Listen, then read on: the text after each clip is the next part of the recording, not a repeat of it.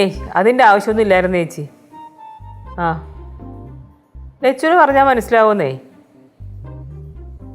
ഇല്ല അവൾക്ക് വിഷമമൊന്നും ആവത്തൊന്നുമില്ല. എന്തായാലും ഒന്നുകൂടെ ഒന്ന് ആലോചിക്ക്. എന്തു പറ്റിയടി? ലച്ചുവിൻ്റെ അമ്മായിയമ്മയാ വിളിച്ചത്. എന്തു പറ്റി?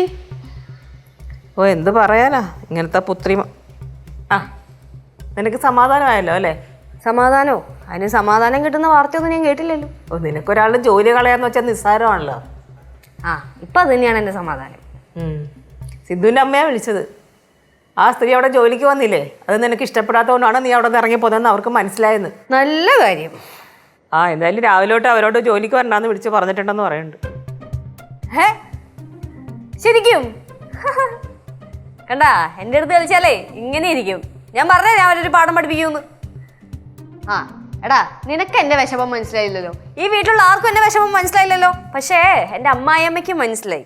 തങ്കമാണ് എൻ്റെ അമ്മായിയമ്മ. തങ്കോ? അതാര്? ഇതൊരു അമ്മായിമ്മയുടെ പേര് മാറ്റിയാ? തങ്കോ നല്ലായിരുന്നല്ലേ? ചളി അടിച്ചാണ്ടല്ലോ. അമ്മ ഞാൻ കുഴിപ്പുറത്തേക്ക് പോവാ, എനിക്ക് അവിടെ പോയിട്ട് എൻ്റെ അമ്മായിയമ്മനെ കാണണം.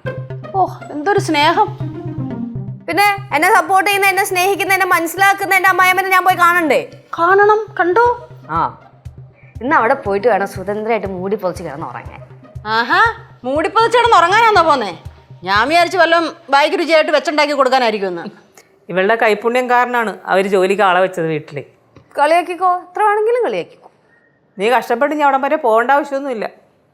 നിന്റെ അമ്മായിയമ്മേ വൈകിട്ടേ വരുള്ളൂ. എവിടെ പോകാം? എവിടെ പോവാന്ന്? ആ എനിക്കറിയില്ല. ചേടാ നേരത്തെ പറയുന്ന ഞാനും കൂടെ പോവായിരുന്നല്ലോ.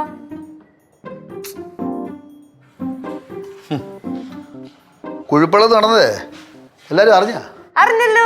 എന്നെ മനസ്സ് സങ്കടപ്പെടുത്തിയവരെ പറഞ്ഞു വിട്ടാലേ. അത് രാവിലെ. അത് കഴിഞ്ഞേ നീ ജയന്തനെ പറഞ്ഞു വിട്ടാ? ജയന്തനെ പറഞ്ഞു വിട്ടാ? ആ അതപ്പോ അവിടുത്തെ സ്ത്രീയെ പറഞ്ഞു വിടാൻ വേണ്ടിട്ട്, ജോലിക്ക് വരണ്ടെന്ന് പറയാൻ വേണ്ടി അല്ലേ? എന്നിട്ട് ജയന്ത അവരെ വീട്ടിൽ പോയി. അവരെ ജോലി പോയോണ്ട് പിന്നെ പാവം കരുതി തിരിച്ച് ജയന്ത അവരെ കുഴിപ്പള്ളതുണ്ടായി. എന്ത് പണി ഞങ്ങളെ കാണിച്ചേ? മോളെ, അധ്വാനിക്കുന്ന തൊഴിലാളി വർഗത്തിന്റെ കൂടെ പ്രവർത്തിക്കുന്ന എനിക്ക് ഒരു തൊഴിലാളിയുടെ പണി കളയാൻ സാധിക്കില്ല. അവരുടെ വേദന കണ്ടു നിൽക്കാനും സാധിക്കില്ല. അത് മോള് മനസ്സിലാക്കണം.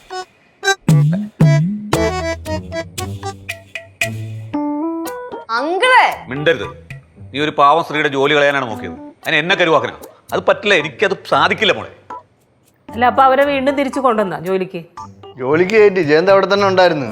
ജനാർദ്ദന അങ്കിൾ പറഞ്ഞിട്ടാണ് ഞങ്ങൾ അവിടെ ചെന്നത്. അതെ അതെ. ജയന്ത അറിഞ്ഞാണെങ്കിലും അറിയാതെ ആണെങ്കിലും ഇപ്പൊ ജയന്തൻ ചെയ്തില്ലേ, ഇതാണ് ജയന്തൻ ജീവിതത്തിൽ ചെയ്ത ഏറ്റവും വലിയ കാര്യം. അല്ല ചേച്ചി, ഇനിയും ചേച്ചിയുടെ വിഷമം കേൾക്കാനായിട്ട് ആരെങ്കിലും വിളിച്ചു വരുന്നുണ്ടോ? ലക്ഷ്മി ഇവിടുന്ന് കുഴിപ്പുറത്തേക്ക് പോകുന്ന ആരും വിചാരിക്കണ്ട. ഓ എനിക്ക് യാതൊരു പ്രതീക്ഷയില്ല.